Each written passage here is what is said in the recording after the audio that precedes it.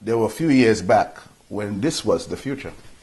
And then we would have been asking ourselves, well, what ought to have been happening? From where we are, from where we were 5, 6 years ago, where would we have liked to be now in this year, 2011? And we closed the year with some very disturbing signs.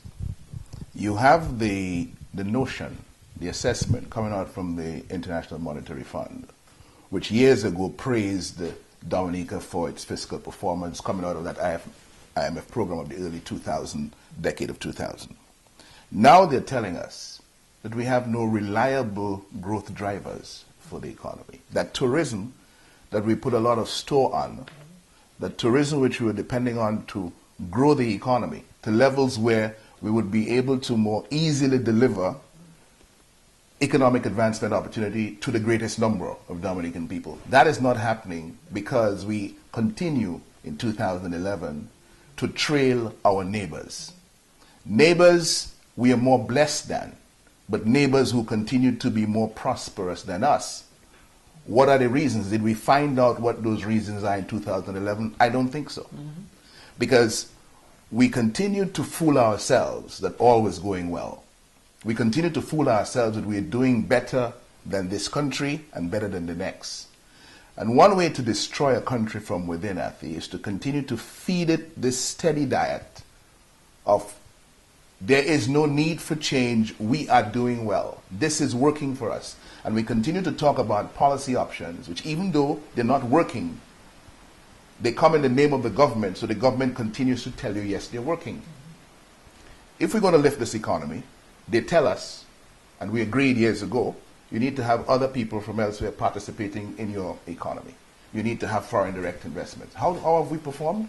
2011, we were reminded that in the period 2006 to 2010, we trailed everybody else in the Eastern Caribbean Currency Union in foreign direct investment. We were the least attractive option to the rest of the world for placing their dollars. But what did 2011 teach us?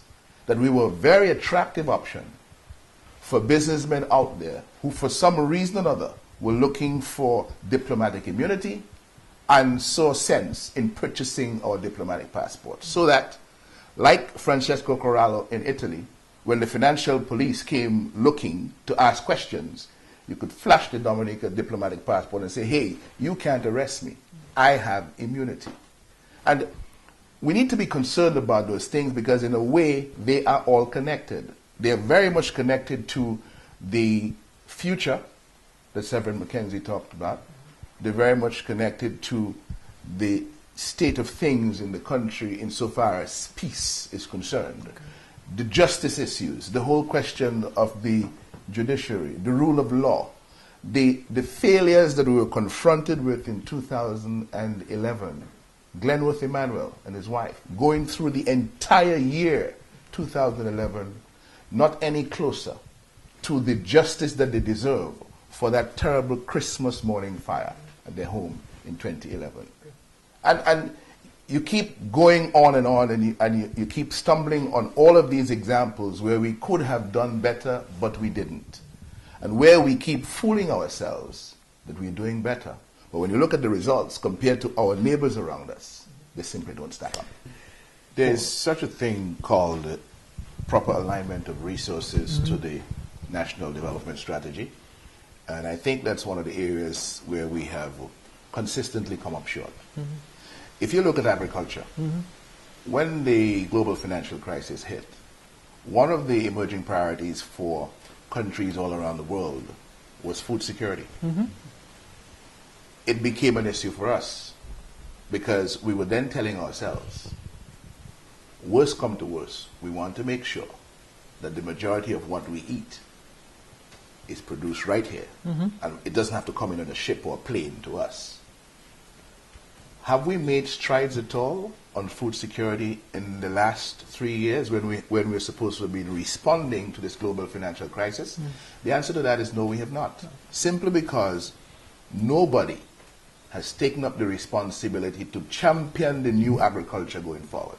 Nobody. Not the Minister of Agriculture, not the Director of Agriculture. Nobody has taken up the responsibility to say, okay, in the interest of Dominica, given what we have said is the logical future direction in which to head, food security, we're going to take care. I and this team of people, we're going to take care of that. And we're going to ensure that there is a proper alignment of resources, financial, human, technical, to ensure that what the plans that we set in motion, the objectives that we agree to, are going to be accomplished in reasonable time. So where are we at the end of 2011? We're still spinning top in mud. Yeah. But go back to his first point, the point about leadership. It begins, there's where it begins. That's right. The people have the energy, the people have the resources and so on, but the direction is going to be set by leadership. And the monitoring to ensure that we stay on course is a leadership function, it's a leadership and management function. And so, years ago, you were directly involved in doing an integrated development plan for Dominica. Years later, we see no movement whatsoever to embrace the discipline of integrated development planning, which is going to bring everything together, which is going to connect those dots, which is going to ensure that we know the relationships, the interrelationship between the things that we're seeking to develop. Yeah. And unless we get to that at the leadership level, we're not going anywhere fast. And I'm saying, going back to my earlier point about the proper alignment of resources to the strategy, that is a leadership and management function. Yeah. And I find in 2011, we were reminded too often that those who have taken on leadership responsibility are often too absent. When we're looking for guidance, when we're looking for direction, when we're looking for the strategic plan going forward, the leaders who have taken on that responsibility and who have asked the public purse to pay them for that responsibility are simply not doing it. Look at tourism. Our tourism is languishing because we have a tourism minister and we have leadership for the tourism in Dominica that simply does not compete well with the tourism leadership for the other islands. And I make absolutely no excuses for saying that. You know, there's an interesting... In the other islands, you see a superior understanding of the product. You see a superior understanding of the elements out there in the international community that you're supposed to be working with to ensure the success of your product locally. And unless we get to that, where we start saying, okay, it's not just about appointing a minister of tourism. It's about putting capability in the Ministry of Tourism that can deliver the goods. We know the goods that are supposed to be delivered. But if your tourism minister doesn't understand airlift, if your tourism minister doesn't understand what it's going to take to make the cruise sector happy, if your tourism minister doesn't understand trends, what it means for American Airlines going into Chapter 11 bankruptcy now, how is that likely to impact airlift into the Dominica 1-2 years down the road, so I can start making some adjustments now to the strategy to ensure that we have the means of bringing people into Dominica. If that is not happening, what do you have? Well, you certainly don't have much happening. In Dominica 2011, you started off with unresolved justice issues. You had a prime minister and a minister of education who contested the 2009 election, knowing that they were citizens of a foreign country and therefore in contravention of the requirements of the Constitution so far as qualification for membership in the Parliament is concerned. That particular matter before the court spent the entire year in the court with people now asking, do we indeed have a lawfully constituted Parliament? It was the Chief Justice of Jurisdiction who told us it's important that the people are able to determine as quickly as possible after the election who their lawfully elected representatives are. And it goes to the issue of the legitimacy of the Parliament. So we may well have had an illegitimate Parliament, an unlawfully constituted Parliament, for the last 2 years. You've had now people in the society looking at that, concerned about it, with good reason, and concerned about the basis on which we elect leadership in this system of parliamentary democracy.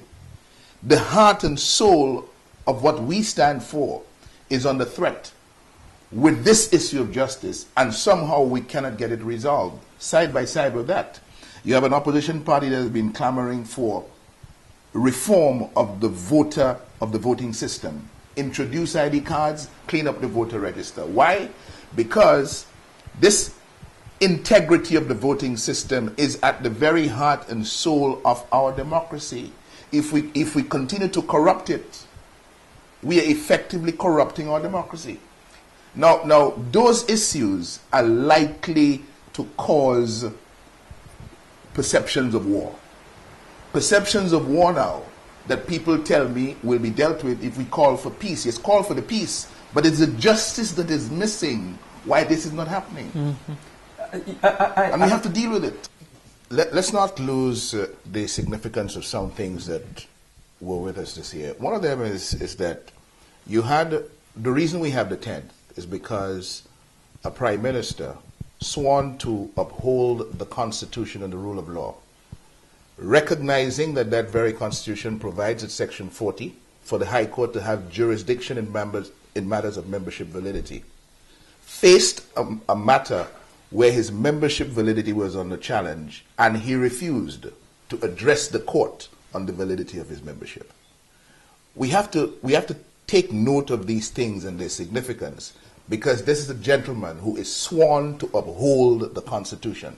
And what the Constitution required him to do honorably, he failed to do it. So you have this continuing practice of lack of honorable conduct in the House of Honorable Men, and that has to change. We also quickly have to say we're going to bring an end to the injustices that have plagued people like Mr. Emmanuel. We hear all the talk about money laundering that was being pursued, when we hear about the passports and the fake birth certificates that flared up and then they flared back down.